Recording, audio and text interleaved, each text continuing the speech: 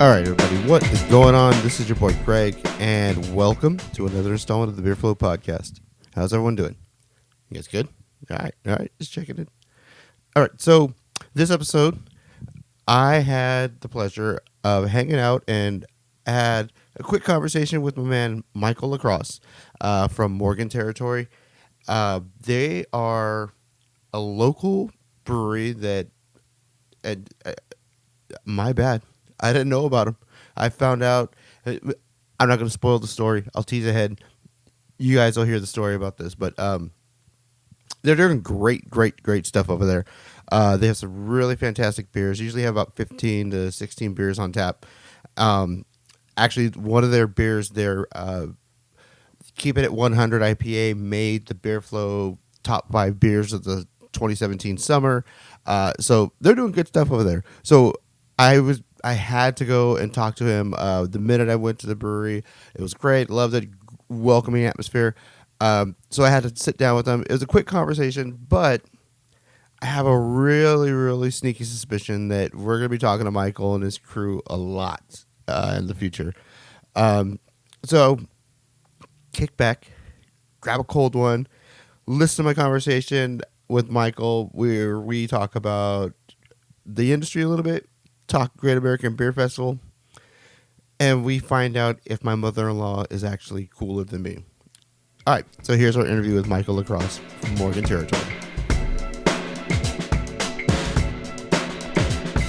All right, everybody, welcome to another installment of the Beer Flow Podcast. This is your boy, Greg, and I am here sitting across from my man, Michael Lacross from Morgan Territory Brewing Company. Thank you for your time. I know it's been crazy. We've been just missing and dodging and getting here, and finally it's here. I get to talk to you. My pleasure, Greg. I'm happy to be here, man. Thank you. So here's how it all came about.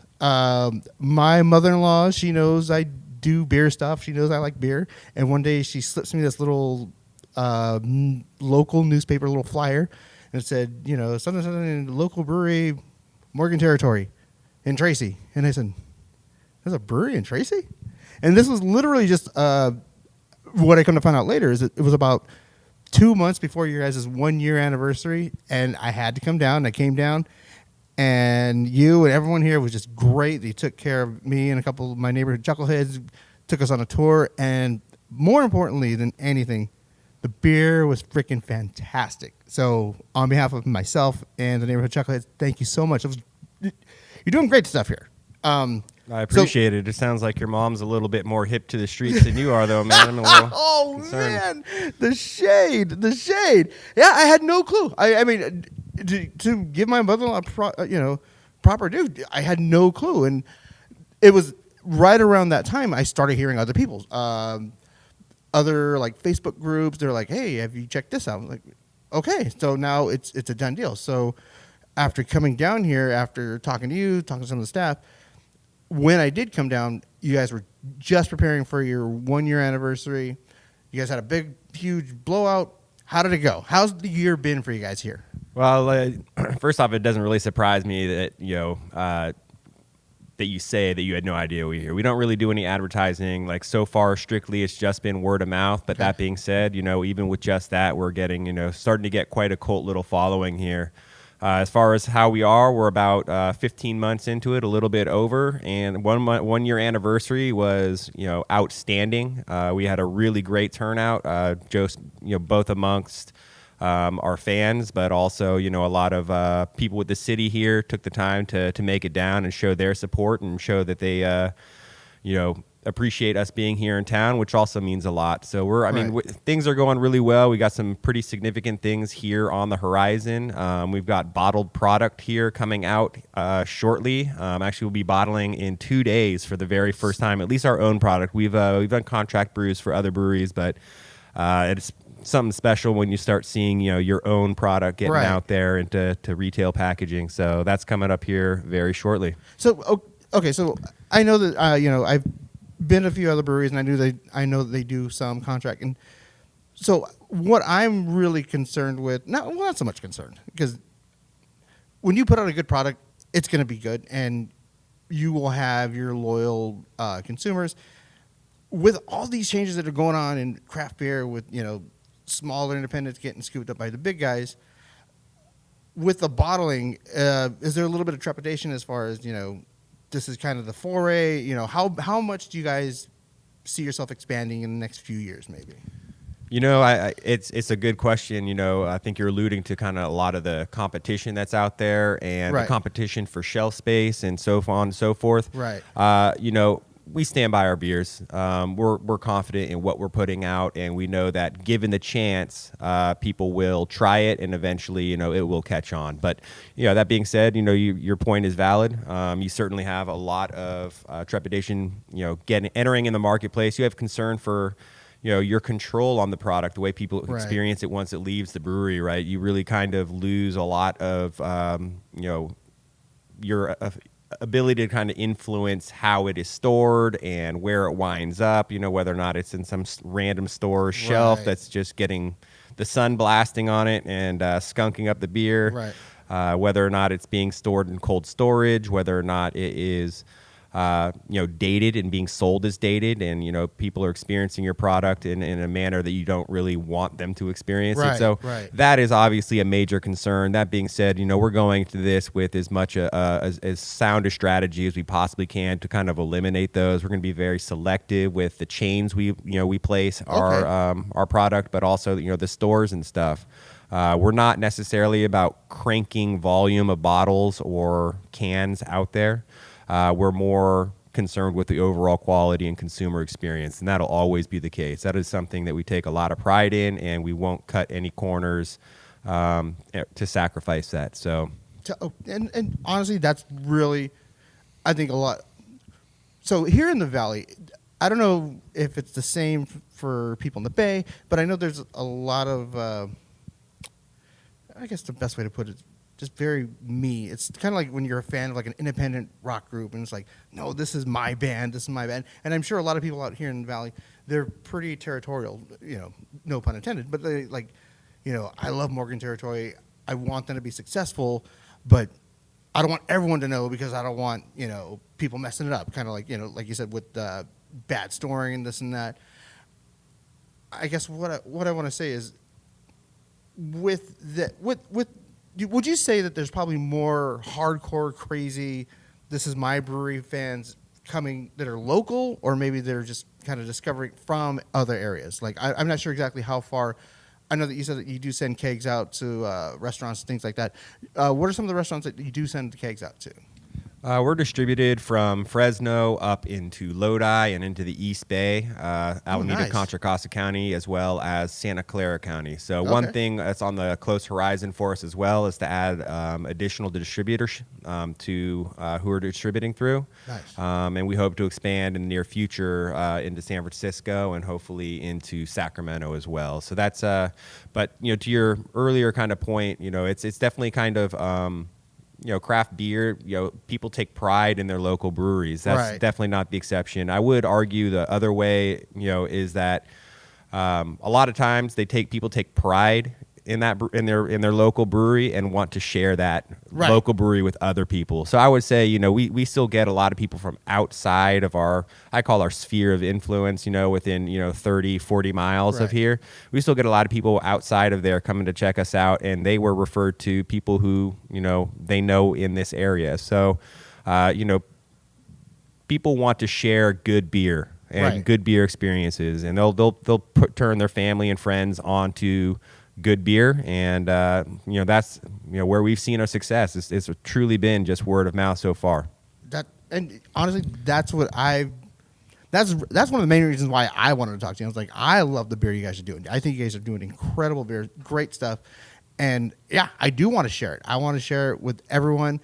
I do love the whole sense of independence, as far as we're a craft, we're doing it on our own. I know that you've mentioned to me earlier about new and fun stuff that's going on at the actual brewery. Tell me about the bottling you said you had some barrel aging going on. I don't know if that's under wraps. We can always edit this out. No. There, honestly, there's no secrets here, man. That's what I'm We're saying. proud. That's what I'm saying. We're proud of what we do, and we definitely want to get people, pumped and excited about what we're doing. So, a couple of the projects, beer related, anyways. We do have some barrel aged beers coming out. Nice. We've got barrel aged barley wine, barrel aged Baltic porter, and a barrel aged Scotch ale. They're actually we're gonna check them out here within the next couple weeks, and hopefully have them available next month. So hopefully for September is what we're shooting for. With barrel aged stuff, you never quite can tell. Right. I'm reluctant to give it an exact specific date, but we're shooting for September. Another thing we're pretty excited about is our foray into sours. So we actually have kind of a sour beer program that we started about a year ago, actually. And what do we have? We've got about 10 barrels, wine barrels, filled with the sours. They're local barrels that we sourced from wineries here in the area. Okay. So those are on the horizon. We've also got some other stainless steel. It's basically sours that are souring up in stainless steel bright tanks right now. The sours, I'm very reluctant to give an exact time frame on when they will be available, but they are, they're coming up, and that's something we're, really, really excited about. We've, Craig, my brewmaster and partner, he's dabbled with them a little bit in the past, but this time we're making kind of a much more concerted effort to get into him. It's something that, the brewing industry or the craft beer scene is definitely very turned on by right now. We definitely kind of want to feed into that. So we're pretty excited for those. Awesome. So real quick, just give me a little background. I know that you and I talked, one-on-one. So break it down. What brought you over here to Tracy? Good question. It's kind of a long-winded answer, unfortunately, but what brought us here to Tracy was we moved here ultimately by necessity. We used to be a brew pub in Antioch called Schooner's Grill and Brewery, and we came up towards a point in our lease where our landlord was going to jack up our rent about over 30%, and we said, you know what, it's time that we should probably move. And so, we had kind of a 6-month window to kind of find a new spot. And you think finding a warehouse is simple enough. Well, that's true. But finding a warehouse that's suitable for a brewery, it's another story. So, a brewery has, requires certain ceiling height requirements, certain gas requirements, certain water requirements, certain electrical requirements. And, there are not a lot of warehouse spaces that really kind of have all those needs all at once, right? Okay. And so we looked around, and we saw probably about 10 eligible buildings within a 50-mile radius of Brentwood, which is where Craig lives. Craig Cowles, our brewmaster, and my partner. And he, that's about kind of his appetite for travel. And so, we found this one in Tracy. It was the only one that had all of the needs that we needed fulfilled already, and it had a couple other benefits like recessed loading docks and that sort of thing. And so we jumped at the opportunity. And this time, rather than kind of being at the mercy of a lease and a landlord, we decided to actually purchase the building. So that was a huge, so awesome. Yeah, it was nice. That's so cool. And as in our last season, we had talked about somebody asked me, why are breweries always in industrial areas? Like, because you got to brew, and there's certain, like you're saying, there's certain specs that need to be met, height and electrical things like that. And so it made sense when like I said, shout out to my mother-in-law when she said that, it's over here. And when she told me, I was like, okay, that makes sense. And for us, we're a production brewery, and so our main business model is more focused on getting our beer outside of the warehouse. Right. Getting people here to the tasting room, it's important because it's our direct kind of point of interaction with our customers, where we can kind of educate them about our beers and our history and kind of our vision for what we're trying to achieve. Put a name and a face to the business.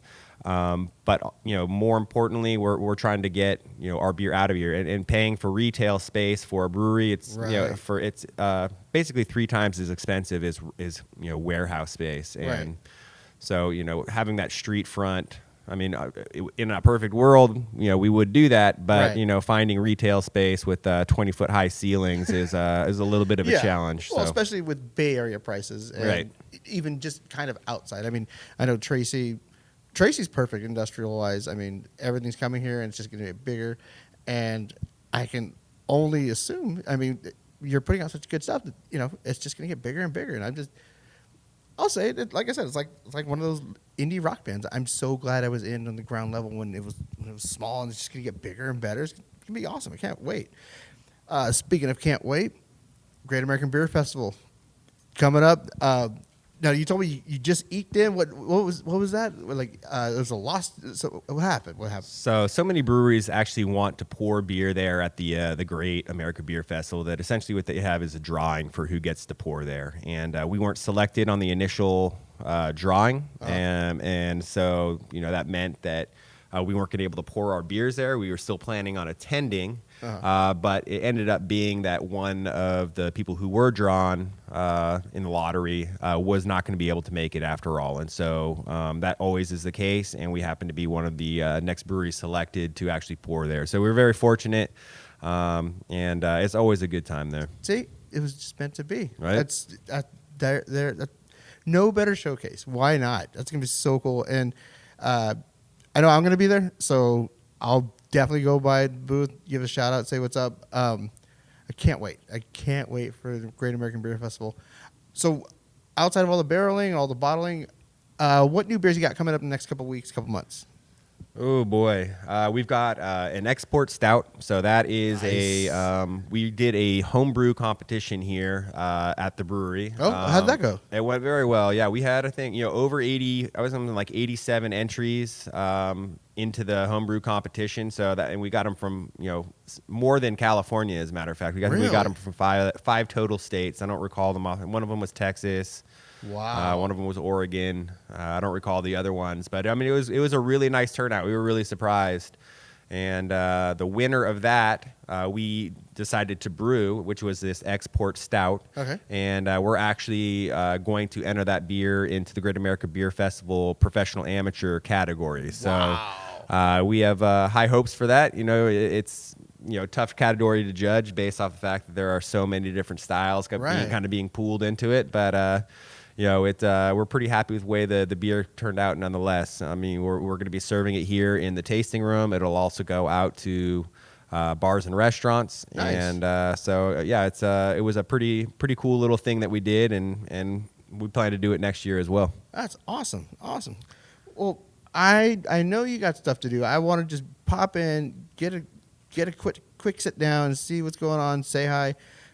We're definitely gonna be talking again. I can't wait. We'll touch base again when we see what's going on with the release dates of the bottles. Just come check us out over here at Morgan Territory in Tracy. Check out the link. We'll set up all the address. Michael, thank you so much for your time. I know you're a busy guy. Thank you so much. You got a lot going on. I appreciate the time you took. My pleasure, Greg. All right, 15 for 12 coming right up. Awesome. This is a good one. This is a good one. So, after talking to Michael for a little bit, I went back the next day after our interview, which was a great interview. Thank you so much, Michael. Thanks for the time, and I know I'm going to see you again. For one, I got a new growler, so I'm going to be going to there to fill that up. I got a new growler because I got a little mini guy, a little 30 ounce guy, and I had to get it. I went back when they released their. It was the beer that Michael had mentioned that he had the competition for, which was their Out of Our Hands. It's an export stout, and I had to get a growler of it. I had a sample of it. Amanda poured me a little taster of it. It was fantastic. So I went back the next day, got a growler, little mini growler. Ugh, this thing does not disappoint. So for this week, 15 for 12. We are doing the Morgan Territory Out of Our Hands. This is the winner of the homebrew contest that Morgan Territory had. So in the glass. Okay, so it's a growler, so I have to pour it before I sat down. What are you gonna do? Kill me? Super black, super dark, but it's got the on the nose, super sweet, nice caramel, coffee, cocoa. So good, so good. And looking at it, you could see that dark. Well, no, I'm sorry. That nice golden crema that you get from espresso. It looks very, very reminiscent of a nicely pulled shot of espresso, with that golden crema. Kind of contrasting the dark black color of the beer itself. A little, one of my favorite terms when talking about stouts and porters is the roasty toasty. This export stout. Let's see. This export stout does not disappoint. Oh, so good. It's got a nice little kind of a pale, dry taste to it. But you really, really get those coffee notes. A little tiny bit of maybe anise, a little black licorice kind of deal, but not heavy, not like Jaeger or anything like that. Don't think that. Don't get crazy. Oh, so good. Nice malty, creamy. It is a little creamy for being as dark and black as it is. I mean, this is a great stout. Like Michael was saying, there are restaurants. If you can, I don't know if he's putting this out at restaurants, but if you are going to be at the Great American Beer Festival, it sounds like they're going to have this with them. Please try this. If you see it at a restaurant anywhere in the Bay Area, Sacramento, or Central Valley, please try this. Or just go down to Morgan Territory, grab a pint, grab a growler. You will not be disappointed. It's so good. Oh my goodness. I'm just gonna finish this. What do you want me to do? That's it. That is our Beer Float episode this week. Thank you guys for all of your support, all the love. Check us out on all the platforms: iTunes, SoundCloud, Stitcher, Google Play, YouTube, iHeartRadio. Check out our Instagram. Check out our Facebook page, our Twitter account. Check us out on Untapped. We friend everyone. You can see what I'm drinking. You can see, more importantly, we can see what you're drinking. I want to see what you guys are drinking, wherever you're at. Like I said, I did tease ahead a little bit. We're going to go to the Great American Beer Festival. Hopefully something you're drinking is going to be there. And based on your review, hell, I'll try it. I'm down. So thank you so much. Thanks for a lot of support on behalf of myself and Einstein and Real Deal. This week's Jam of the Week, and I'm telling you, we try to work on levels here. After leaving Morgan Territory, got in the car, I was heading home, and I heard this, and I was like, it just seems so fitting. So, it is a pre-woo, yes, we're going back to the old school, pre-woo 1989 album, Youngest in Charge, my man, Special Ed, the song, I Got It Made. Yeah, I left Morgan Territory, got myself a growler, like, yes, I got it made. So, this week's Beer Flow Jam of the Week, Special Ed, I Got It Made. Thank you so much for the love and support. We will catch you guys next time. Remember our motto here at the Beer Flow, keep your head on the swivel, especially for local breweries. We'll catch you guys next time. Peace. I got it made. I got it made.